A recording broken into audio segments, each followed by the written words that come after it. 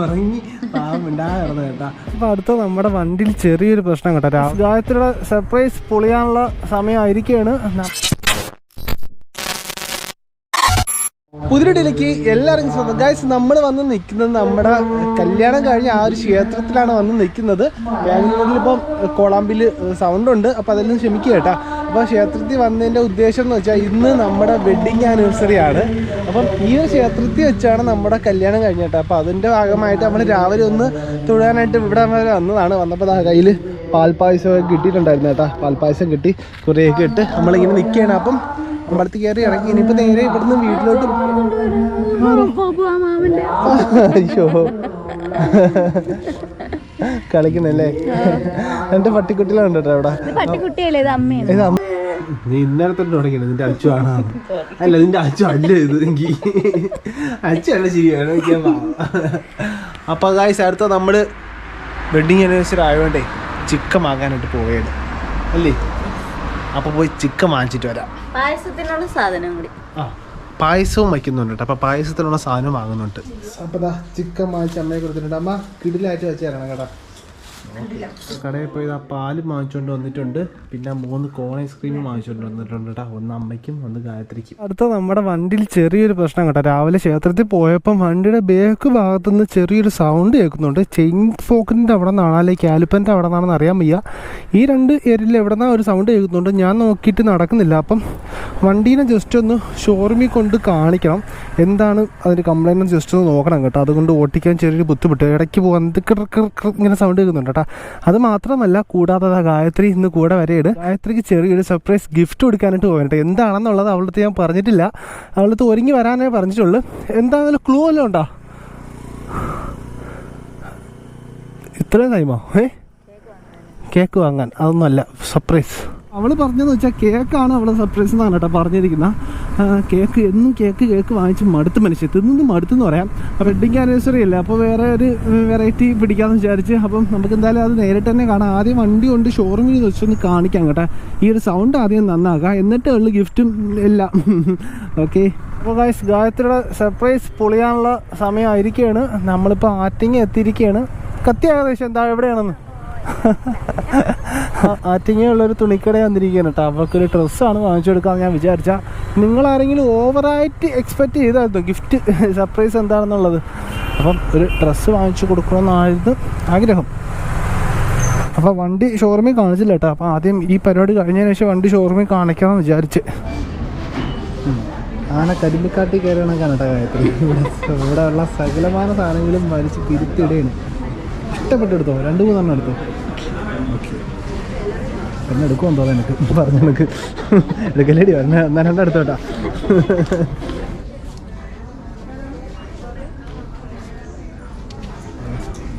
ഏതാണ് അവൾക്ക് വേണ്ട സാധനം അറിയാൻ വയ്യാതെ അരിച്ച് വരയ്ക്കാൻ നോക്കിയാണ്. ഒരെണ്ണം സെലക്ട് ചെയ്ത്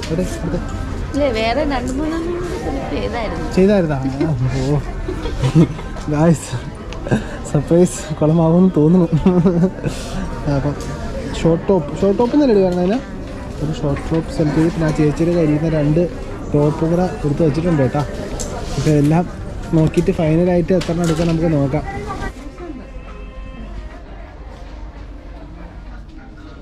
ഇത് 2 നോക്കിയോ?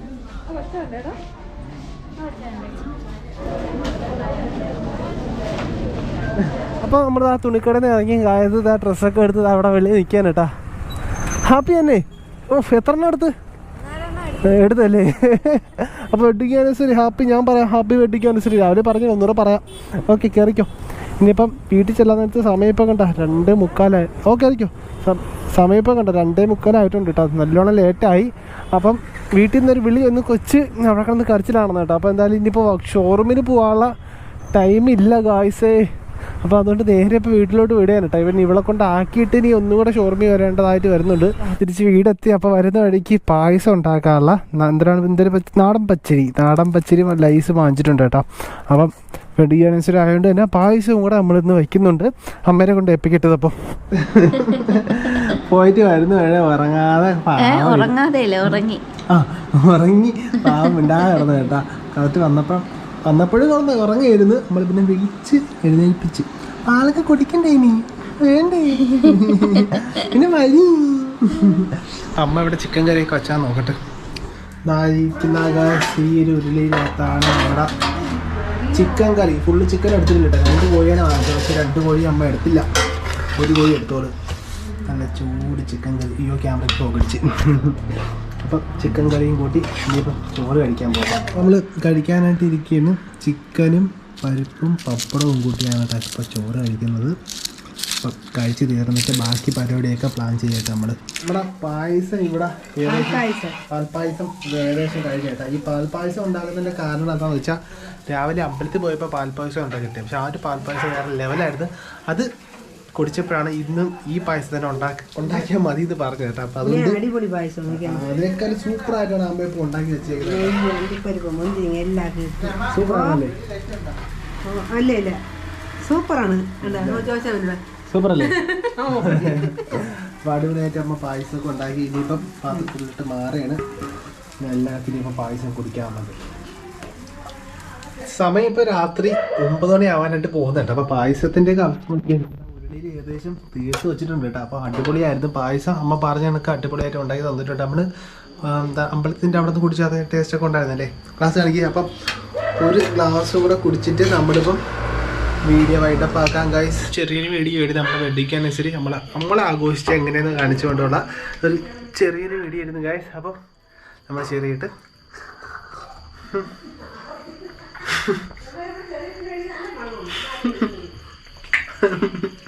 കഴിഞ്ഞ വർഷം ഇതൊക്കെ നമ്മൾ കുടിച്ചില്ലേ? അപ്പോൾ അതിൻ്റെ ഭാഗമായിട്ട് ഒന്നും കൂടെ ഒരു ഓർമ്മപ്പെടുത്തൽ, അത്രയേ ഉള്ളൂ.